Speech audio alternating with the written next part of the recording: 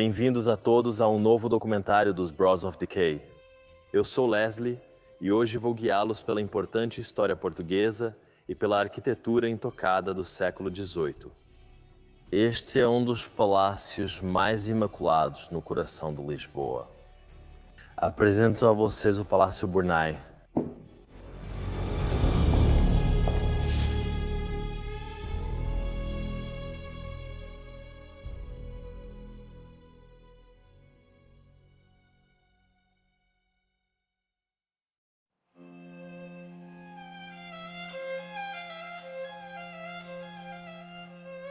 O Palácio Burnay, um marco histórico na capital de Portugal, tem suas origens no século XVII.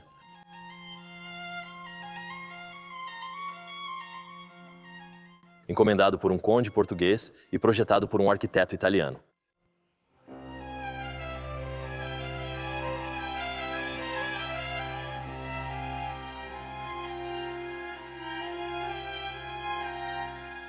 Concluído em 1734, serviu como retiro de verão para a família Saldanha, até ser adquirido em 1879 por um empresário rico e filantropo, o conde Henrique Burnay.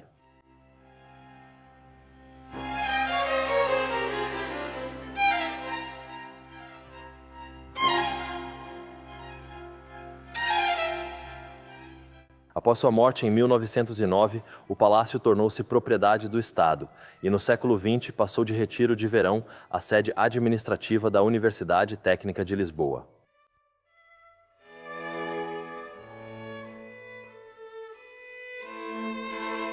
Com a ocupação pela universidade, o palácio passou por novas reformas para se adaptar às suas necessidades, sempre levando em consideração a importância histórica e arquitetônica do edifício.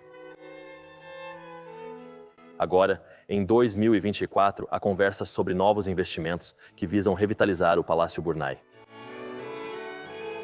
Depois vamos aprofundar esse assunto, incluindo a história do palácio e seus moradores.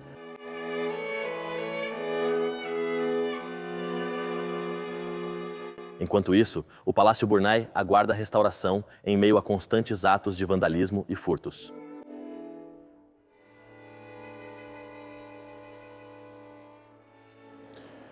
Atualmente nos encontramos em uma das duas estufas deste palácio impecável.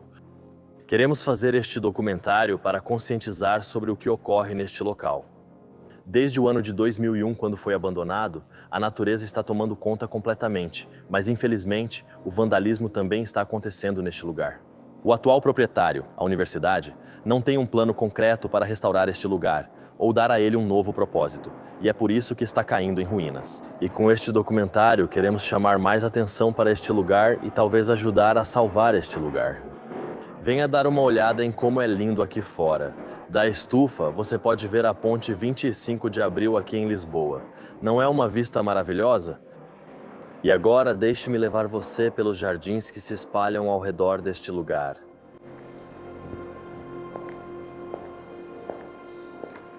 Uau, esta estufa é absolutamente incrível. Deve ter sido espetacular na época em que ainda estava em toda a sua opulência. Eu adoro esses pilares aqui fora, bem na frente dela, e então entramos no jardim. Aqui à direita vemos um dos prédios. Este lugar agora pertence à universidade. E este, em certo momento, costumava ser um dos prédios onde a universidade tinha seu auditório, suas aulas, mas agora está completamente abandonado. Vamos dar um passeio pelo jardim e deixar que eu mostre para você os ornamentos, as estátuas e tudo o que restou aqui. Por exemplo, a primeira coisa que vemos quando entramos no jardim é bem aqui. Temos uma fonte. Naquela época, a água escorria por aqui, deixando o jardim muito exuberante. Mas agora, desde 2001, parece que não foi mantido de jeito nenhum. Você também tem uma vista maravilhosa daqui do palácio. Agora estamos subindo a entrada. Você provavelmente pode imaginar que nos anos 1800 e 1900 as pessoas desciam aqui com suas carruagens para participar das festas. Essas festas aconteciam com frequência no salão de baile, que mostraremos depois. As pessoas também podiam relaxar nos jardins quando quisessem. Vou tentar passar por aqui, por esse jardim tomado pelo mato, para ver os ornamentos e até as fontes que ainda restam aqui. Naquela época, havia caminhos que passavam por aqui, mas agora tudo está completamente tomado pelo mato. Mas vemos nosso primeiro artefato ainda de pé aqui, uma bela estátua de uma mulher segurando algo, quase caindo. É realmente espetacular de se ver. E até me imagino tendo um jardim assim no coração de Lisboa, é algo realmente especial. Vamos ver como podemos chegar até a fonte aqui. Já consigo ver com o canto do olho. Uau, este lugar é realmente grandioso.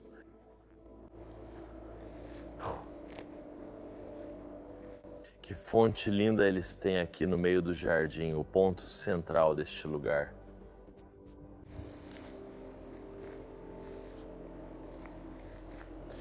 Este palácio tinha um dos jardins mais bonitos e verdes de toda Lisboa. E dá para imaginar que todo mundo queria ver isso naquela época. Mas infelizmente, só os mais ricos entre os ricos eram convidados para este lugar. Você pode ver a parte de trás maravilhosa, com a cúpula no topo e as janelas ali embaixo. Agora vamos ver a parte de baixo aqui. Agora entramos em uma das partes mais utilizadas deste jardim. Foi aqui que as pessoas saíam pelas grandes portas e davam seu primeiro passo no jardim. Eles podiam descansar aqui fora, sentar nos bancos e aproveitar o momento. Você ainda pode imaginar como essa parte do jardim devia ser exuberante naquela época, com flores por toda parte, palmeiras no meio, os bancos onde essas pessoas podiam se sentar. Isso também era usado por quem ia às festas para sair e descansar um pouco. Ainda há representações daquela época mostrando como as pessoas se vestiam e ficavam aqui fora, exatamente como a roupa que uso agora. Esta é uma roupa do início dos anos 1900 que a maioria dos homens usava. Quem vinha para participar de uma dessas festas? E as mulheres, é claro, usariam um vestido bonito para acompanhar isso. Aqui no meio do jardim também há uma fonte que ainda tem água. É uma peça maravilhosa, como você pode ver, as pedras e tudo ainda estão expostas.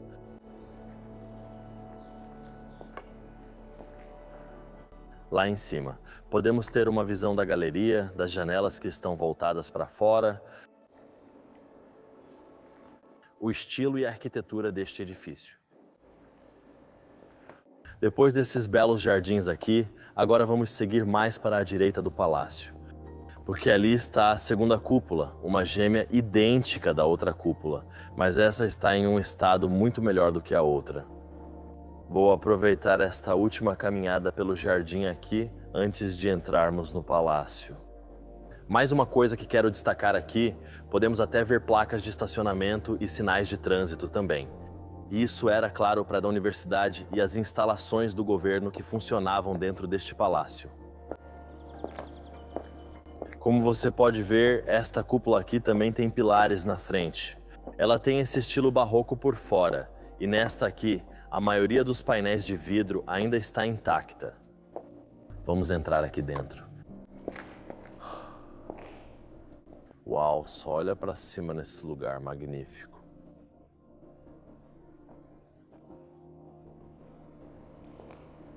Eu também gosto muito do piso que eles usaram dentro desta estufa. E antigamente havia plantas exuberantes por toda parte aqui, estátuas, plantas, bancos para as pessoas se sentarem.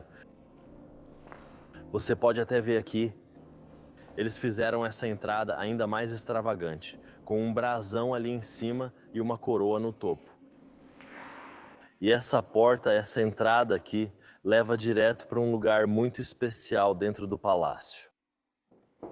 Aqui costumava ser o teatro deste lugar.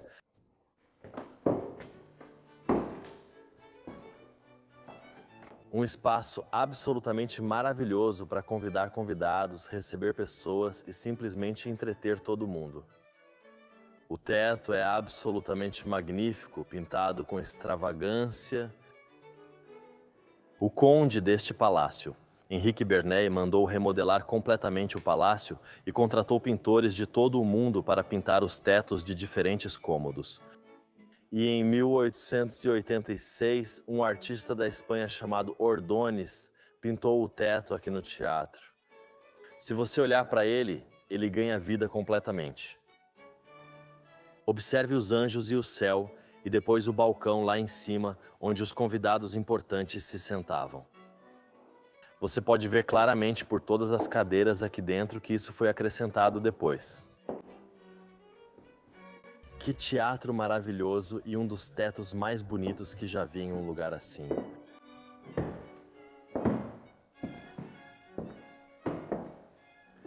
Saindo do teatro, você voltaria para a estufa, e este lugar levaria a vários caminhos para dentro do palácio. E um deles fica aqui, na varanda direita, na parte externa da frente do palácio. Você pode dar uma olhada aqui, e daqui podemos ver a grande torre do lado esquerdo e também as várias estátuas em frente ao palácio.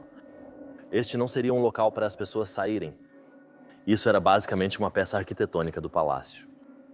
E também teria esses buracos para inundar os níveis inferiores deste lugar com luz solar essencial, vinda da estufa. Fazemos nossa primeira entrada dentro do palácio e chegamos a uma sala muito importante dentro deste lugar. Esta, pessoal, era a sala de jantar do Palácio Bernay, mas também há um grande medalhão no teto, pintado em 1886 por um artista português chamado Malhau. Uma peça maravilhosa, assim como a do teatro. Felizmente, uma parte caiu, mas a maior parte ainda está intacta. E também a marcenaria por aqui é absolutamente fascinante. Naquela época, este cômodo estaria cheio de obras de arte, porcelanas preciosas e itens muito raros. Mas em 1936, quando os herdeiros herdaram este palácio, eles venderam tudo e o governo adquiriu uma parte e colocou no Museu Nacional. O que também podemos ver aqui são esses estandartes que retratam a época em que as pessoas vinham a este lugar para as festas. Você pode ver as pessoas com suas roupas tradicionais, assim como a que estou usando agora. Deve ter sido maravilhoso participar de uma dessas. Você pode ver as senhoras passeando pelo jardim, tomando uma bebida juntas, e podemos ver que era uma festa no jardim em 1907, há mais de um século.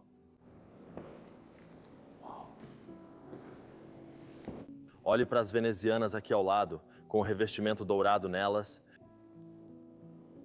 Absolutamente maravilhosas, indo até o teto. Aqui deste lado há mais uma faixa. E como você pode ver, há uma representação de como era o espaço de jantar, completamente cheio de móveis e obras de arte. E lá embaixo temos uma representação de como eram os jardins, de como era a estufa. Estátuas muito exuberantes por toda parte e também muitas plantas. Estou me perguntando onde pode ser a cozinha deste lugar. Vejo uma porta aberta desse lado. Esta é uma cozinha muito pequena que temos aqui. Provavelmente não é a que eles usavam antigamente, mas talvez a cozinha esteja desse lado. Então parece que aqui entramos na cozinha do lugar e ela definitivamente foi reformada desde aquela época. Como você pode ver aqui na placa que diz Lisboa, esta era a cozinha, a cafeteria da Universidade de Lisboa. Não restou muito da antiga cozinha que ficava aqui, mas era aqui que os estudantes pegavam suas refeições. E além disso, não há muito o que dizer sobre essa cozinha.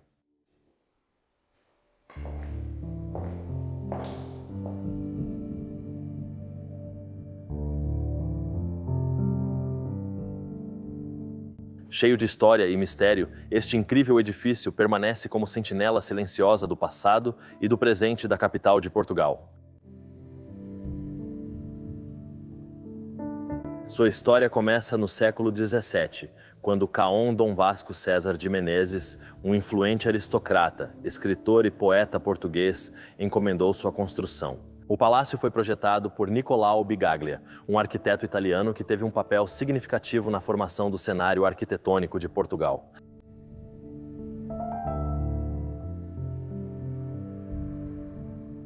A construção começou em 1701 e terminou em 1734. A família Saldanha, descendentes de Dom Vasco César de Menezes, residiu no palácio por várias gerações, usando-o como retiro de verão. Mas em 1879, o palácio passou por uma reforma dramática quando foi adquirido pelo conde Henrique Bernay.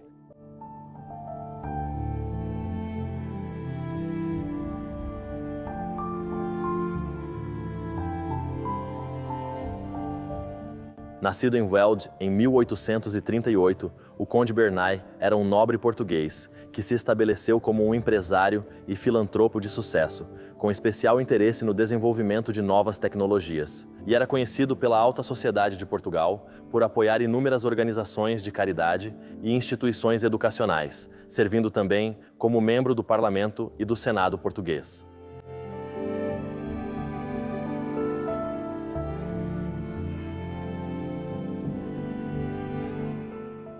Além de seus empreendimentos empresariais e políticos, Bernay também era um grande patrono das artes, colecionando pinturas e esculturas de vários artistas, com seu gosto refinado e apreciação pela arte internacional. Karl Bernay começou a trabalhar assim que adquiriu o palácio, iniciando uma reforma luxuosa, incorporando estilos barroco italiano e neoclássico, transformando-o na obra-prima arquitetônica que ainda vemos hoje.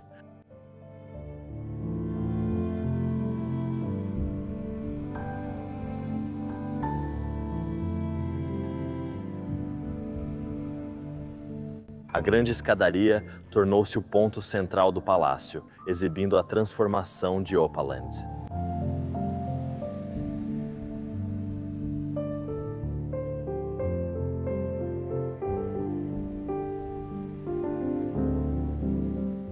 Caron Bonnet também era famoso por promover as maiores e mais luxuosas festas ao ar livre do país. Afinal, ninguém queria perder essas festas. Bernay era um homem muito influente que monopolizava várias áreas do comércio. Então, essas festas eram perfeitas para a elite fazer contatos entre si.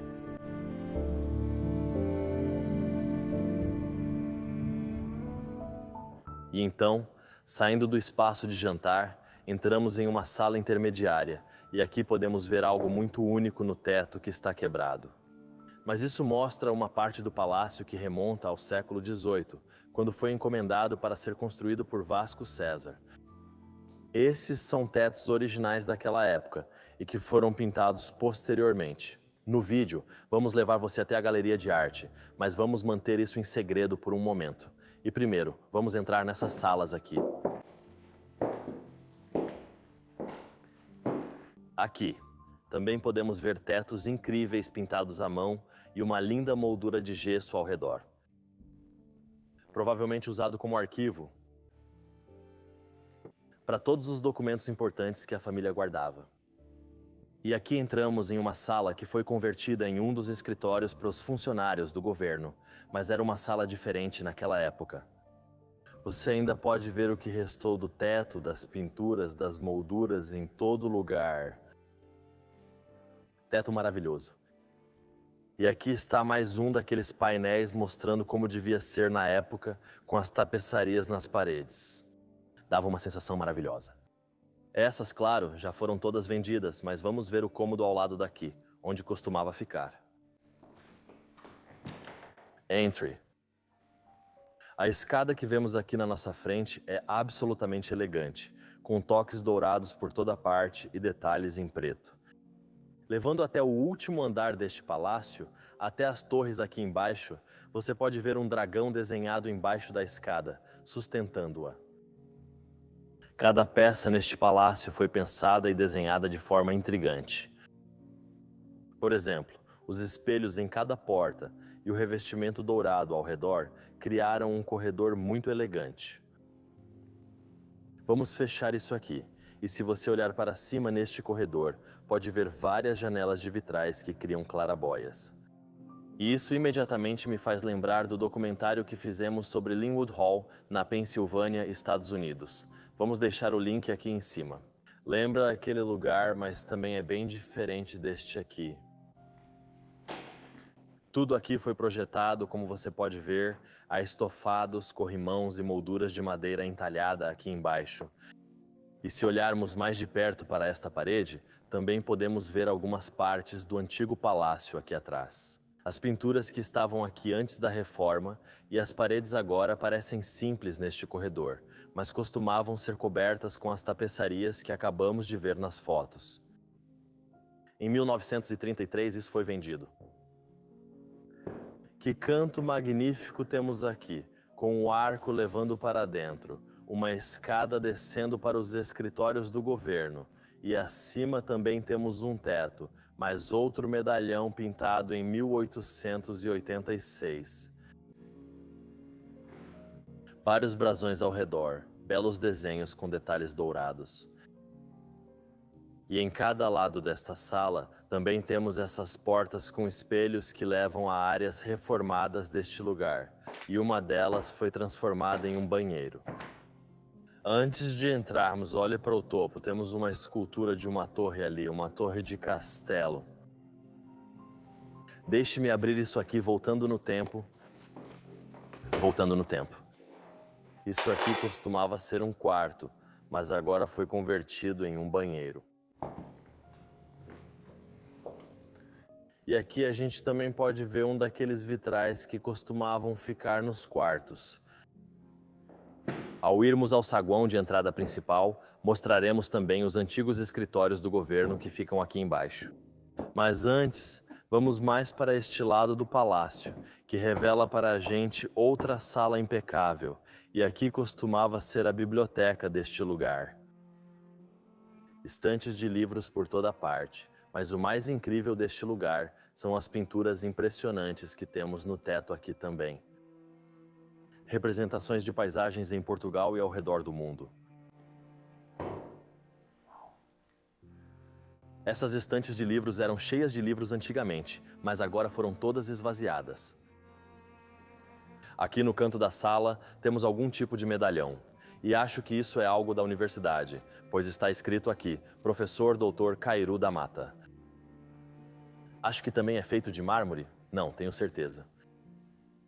Maravilhoso. E esta é uma entrada para uma área de escritório, então costumava ser usada como um escritório, como um local de trabalho para um dos funcionários. Claramente. Instituto de Investigação Científica Tropical.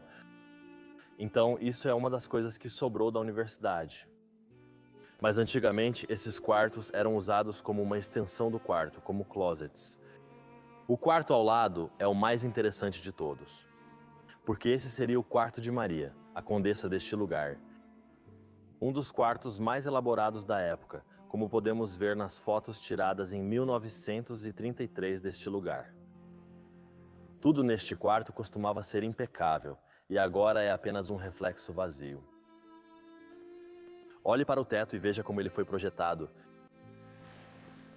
A marcenaria ao redor dele. E aqui nas paredes você pode ver o veludo que as cobria e que agora foi rasgado. Essas janelas, essas venezianas, se abririam para revelar a cidade daquele lado. E ela também teria uma vista da ponte 25 de abril, do quarto dela, e logo aqui do outro cômodo, ela tinha acesso ao salão de baile deste lugar. E então ela podia vir até aqui, no quarto Luís XIV, o quarto amarelo, como também costumavam chamar. Este era um espaço maravilhoso na casa, com cadeiras por toda parte, cortinas nas paredes, luminárias em todos os cantos. Um lustre maravilhoso pendurado aqui no meio, e bem aqui, na parede, havia uma pintura de Luís XIV que ficava pendurada aqui. E se você olhar para o teto, também pode ver que ele é decorado, esculpido em 3D, mas de uma forma bem ruim. E isso, em contraste com o cômodo atrás de nós, é uma diferença muito grande. Você pode ver a importância deste cômodo em comparação com este, porque é isso que vemos aqui. Este provavelmente era o salão de festas do lugar, um dos cômodos mais importantes de toda a casa, em todos os lugares nas paredes. Haveria pinturas bem aqui nesses espaços.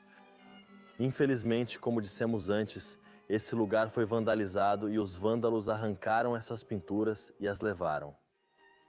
Quando a universidade comprou este prédio, eles converteram esta sala em uma sala de conferências, e havia uma enorme mesa que ia de um lado ao outro desta sala.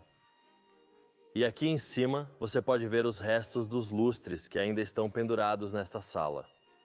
Eles eram absolutamente magníficos. Agora temos que olhar para cima e apreciar a moldura de gesso que foi cuidadosamente trabalhada aqui dentro. Os instrumentos estão representados no teto, tudo foi finamente feito com ouro ao redor.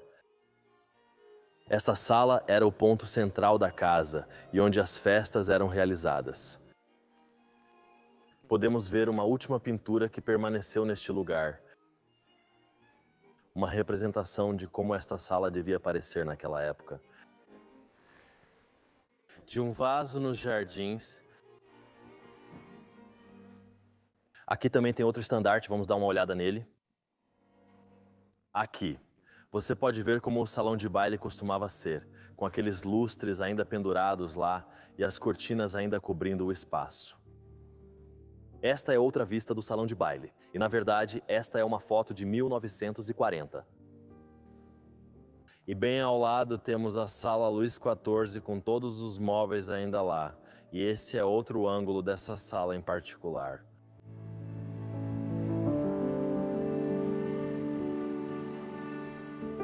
Avançando para o século XX, o Palácio de Bernay deixou de ser um retiro de verão para os ricos e influentes, tornando-se a sede administrativa da Universidade Técnica de Lisboa e do Instituto de Pesquisa em Ciências Tropicais. Os amplos salões e o grande pátio do palácio proporcionaram um cenário ideal para as operações administrativas da universidade.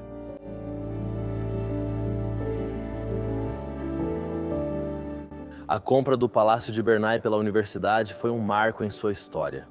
A transformação do palácio de residência privada para instituição pública refletiu as mudanças no panorama social e cultural de Lisboa.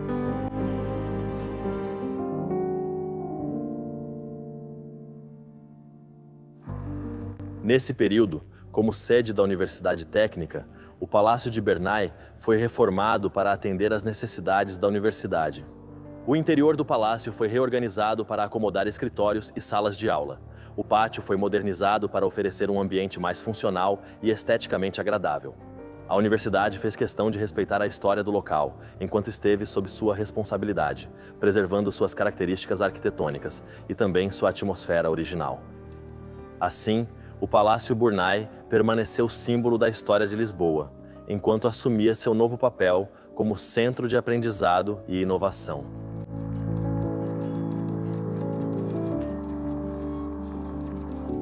O palácio permaneceu como a sede administrativa da Universidade Técnica de Lisboa. Até o início do século XXI, quando a universidade começou a enfrentar restrições financeiras, o palácio tornou-se cada vez mais difícil de manter. Como resultado, a universidade decidiu transferir seus escritórios administrativos para uma instalação mais moderna e econômica no centro da cidade. 2001. A saída da Universidade do Palácio Bernay marcou um novo capítulo em sua história. O local ficou abandonado e começou a se deteriorar devido à negligência. Os corredores antes cheios e o grande salão onde eram realizadas festas luxuosas agora estão silenciosos.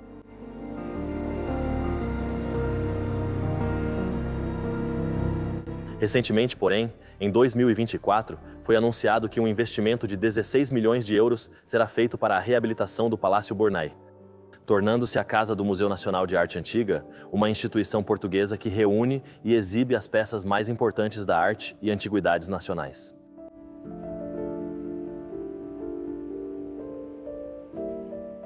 A triste realidade é que, até que essa reforma aconteça, atos de vandalismo continuam ocorrendo. Atrás do salão de baile, aqui entraríamos na sala verde, como era chamada, que ficava oposta à sala amarela do outro lado. Não era a sala mais elaborada, mas tinha alguns móveis, algumas estátuas e um lustre pendurado no teto. Além disso, ela foi completamente pintada por um dos artistas em 1886. Mais uma vez, Uma sala maravilhosa dentro deste lugar, e daqui você pode ir mais adiante, há ainda outra sala atrás desta, e essa eles chamavam de Sala das Colunas. Mas nós fizemos uma pesquisa extensa, e o propósito desta sala ainda parece não estar claro para nós. Ainda assim, é mais uma sala maravilhosa, com tetos lindamente projetados e tudo foi pensado nos mínimos detalhes. Um grande lustre também ficaria pendurado aqui no meio da sala, e ela era completamente mobiliada ao redor. Como você pode ver, agora há muitos vestígios das atividades do governo dentro deste lugar.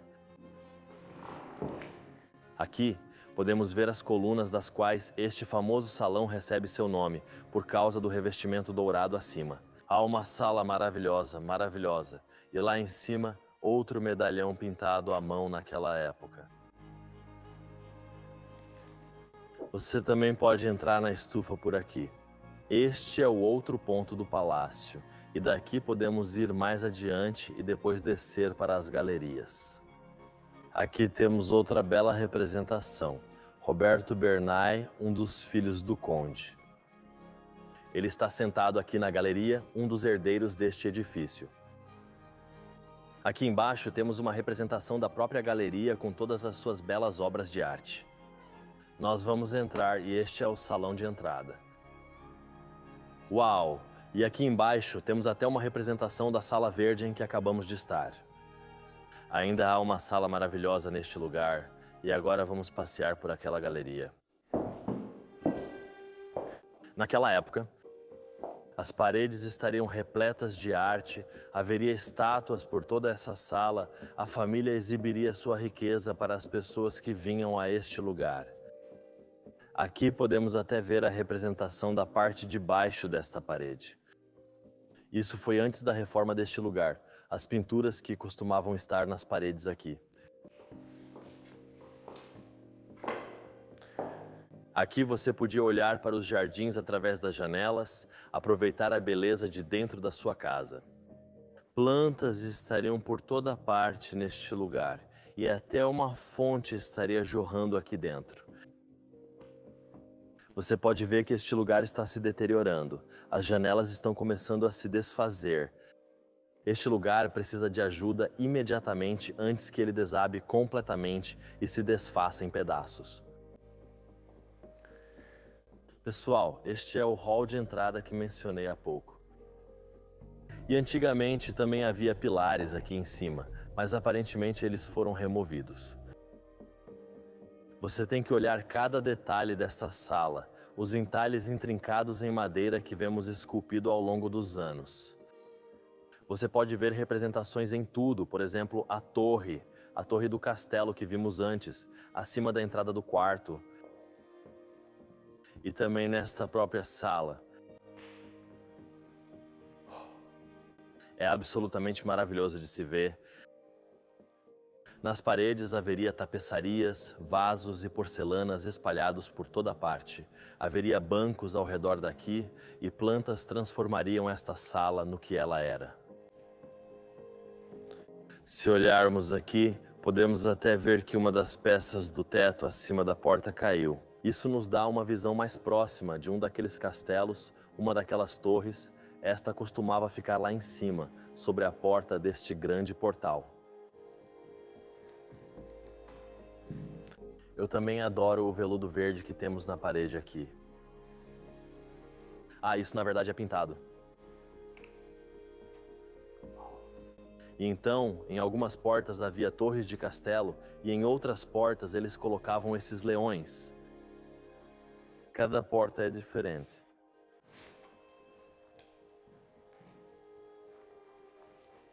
E acima de nós aqui ainda não olhamos para cima. É uma das coisas mais opulentas deste cômodo, e isso é de longe a clarabóia que ilumina este ambiente escuro e traz alegria para este lugar. Que clarabóia linda e manchada! Mais tarde no vídeo, vamos mostrar a clarabóia vista de cima. Mas agora, pessoal, é hora de levar vocês para um dos cômodos mais bonitos deste lugar. No início, na introdução, já mostramos um vislumbre deste cômodo, mas agora é hora de mostrar toda a sua glória. É exatamente isso que este palácio representa. Toda a torre envolve este cômodo. Este é o grande hall de entrada do Palácio Bernay e, sem dúvida, um dos cômodos mais incríveis que já vi na vida. Provavelmente você também. As paredes foram pintadas de forma intrigante, com esse design 3D, de modo que parece que você está em um espaço muito maior do que realmente está, mesmo que este cômodo já seja muito, muito grande. E realmente, você pode ver, tudo foi projetado e pintado de forma intrigante. E aqui atrás, no meio, costumava haver um lustre pendurado, que agora caiu no chão. Detesto totalmente essa parte deste lugar. Estofamento de fita no corrimão que vai nos levar pela escada abaixo. Os grafites nessas paredes mostram que esses vândalos não tinham respeito pelo lugar, que precisa urgentemente de proteção e restauração. Esperamos chamar atenção para isso. Ao fazer este vídeo daqui de baixo, você pode ter uma noção da dimensão desta sala. É absolutamente indescritível e em todo lugar que você olha, algo foi projetado e algo foi pensado. É uma visão maravilhosa de se contemplar. Se chegarmos um pouco mais perto, podemos também dar uma olhada no corrimão que eles colocaram aqui. Até mesmo o corrimão foi projetado nesta sala. E aqui podemos também ver de perto o lustre caído, a lanterna caída que está aqui no chão, a maior lanterna que já vi. Pratos de ouro, como você pode ver, projetados nos mínimos detalhes. Se você olhar aqui atrás, este cômodo foi pensado apenas para ser bonito, porque aquela porta, na verdade, é falsa e não leva a lugar nenhum. Mas isso dá a este cômodo um toque extra de exclusividade. Agora estamos aqui, no hall de entrada inferior deste lugar, com os lados esquerdo e direito à nossa volta. Leva aos escritórios governamentais que foram convertidos em escritórios naquela época. Você pode dar uma olhada rápida em um deles. Não vamos nos aprofundar em nada disso. Vamos dar uma olhada nesses escritórios. Mas, como você pode ver logo aqui, está completamente destruído. Ladrões de cobre vieram aqui para arrancar todos os cabos e roubar todo o cobre de dentro deles. Muito triste de ver aqui. Podemos dar uma olhada em um desses escritórios e quando entrarmos, podemos ver isso. O governo instalou novos tetos, mas se olharmos por baixo deles, podemos ver os tetos originais que estavam aqui. Você imagina como esses cômodos poderiam ter sido? Devem ter sido lindos, mas também foram completamente destruídos ao transformá-los em escritórios. E agora vamos mostrar algo que prometemos antes, que são os andares superiores, a torre e as clarabóias. Você tem que ter muito cuidado enquanto anda dentro deste lugar. Aqui em cima podemos subir a escada e isso vai nos levar de volta àqueles andares. Algo que eu estava esperando. Estou ansioso para ver o que esses andares superiores reservam neste lugar. Estou ansioso para ver e entrar naquela torre. Há muitas escadas levando até essa torre, mas isso é muito lógico porque ela também é impressionantemente alta e nós ainda nem subimos na torre. Ainda temos que fazer isso. Aqui, entramos nos quartos logo acima do corredor. Vou te mostrar isso primeiro. Porque aqui em cima você pode ver a parte superior da clarabóia de vitral e também como ela funciona. Este é o vidro lá embaixo. E aqui em cima você pode ver onde a luz entra e onde o movimento atinge o clarabóia. Neste cômodo há 4 clarabóias presentes. Então, eu quase esqueci de algo antes de continuar. Também encontramos uma 5ª clarabóia aqui, e você provavelmente vai reconhecê-la. Na verdade, essa é a clarabóia do banheiro lá embaixo. E até mesmo as paredes expostas do antigo e reformado Castelo Palácio ainda estão aqui. Aqui, podemos entrar em outro corredor, que tem mais duas daquelas clarabóias do corredor lá embaixo. Essas aqui têm um corrimão branco. Bem interessante. Aqui atrás está a escada que leva ao topo deste palácio, uma escada bem única. Vamos subir por ela mais tarde no vídeo. Primeiro vamos mostrar essa seção aqui, que é tipo um sótão, mas também esconde alguns segredos que são bem interessantes. Por exemplo, aqui nessa estrutura de madeira, você tem a clarabóia acima do hall de entrada. Maravilhosa. Dá até para ver os leões ali dentro, se você olhar com atenção. E essa é uma passarela que contorna toda a torre deste palácio. E aqui você pode ver a estrutura original deste lugar, quando foi construído entre 1701 e 1734. Essa estrutura, pessoal, sobreviveu a um dos terremotos mais severos da Terra, o terremoto de Lisboa, de 1755, em 1º de novembro. Às 9h40 da manhã, toda a cidade tremeu. Este palácio provavelmente desmoronou de várias formas e precisou ser totalmente reconstruído. Apenas algumas partes deste lugar sobreviveram ao terremoto. Você pode ver que tudo é meio novo e reformado por dentro, só restaram algumas paredes da estrutura original.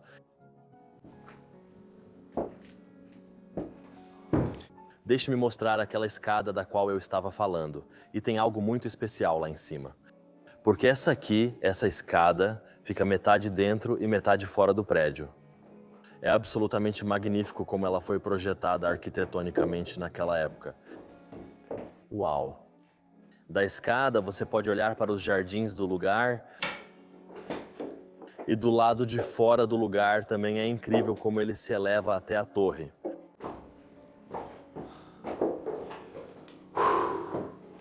Chegamos ao topo da escada e eu pensei que tínhamos chegado ao topo do palácio, mas na verdade não chegamos. Há outra escada em espiral levando até o topo. O propósito deste cômodo em que entramos agora é desconhecido para nós. Mas sabemos que fica acima do hall de entrada principal e que há uma dobradiça aqui. Isso pode abaixar e levantar o lustre, que está ali, como você pode ver. Eles podiam abaixar e levantar o lustre. Olha essa escada maravilhosa e sinuosa que leva até o topo desse lugar. Vamos dar uma olhada nessa parte final. É maravilhoso caminhar aqui em cima, parece que saiu direto de um conto de fadas. Essas escadas estão quase desabando, praticamente caindo aos pedaços. Você tem que ter muito cuidado ao subir aqui. A vista daqui mostra a ponte 25 de abril e é absolutamente maravilhoso estar no topo do palácio. Vamos dar uma última olhada lá fora. Vamos sair e apreciar a vista da área ao redor de Lisboa. Vamos caminhar pelo topo deste lugar. Aqui você pode ver a ponte 25 de abril em toda a sua glória. E esperamos com este documentário ter dado visibilidade a um palácio como este. Até onde sabemos, não há campanha de arrecadação para ajudar este lugar, mas ao menos o mostramos a todos. Talvez possamos fazer algo no futuro. Se gostou do documentário, curta. E dito tudo isso, quero agradecer muito por assistir. Nos vemos na próxima. Tchau.